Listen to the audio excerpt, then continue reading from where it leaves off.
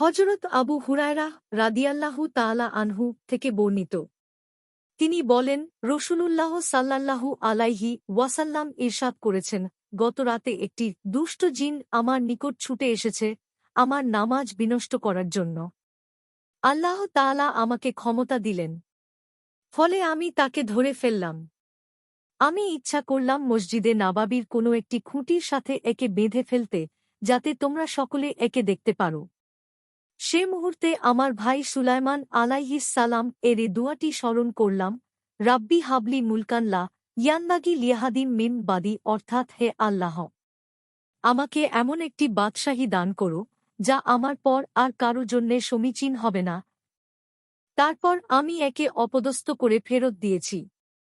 Bukhari, Muslim. Bukhari ৩৪২৩, Muslim ৫৪১।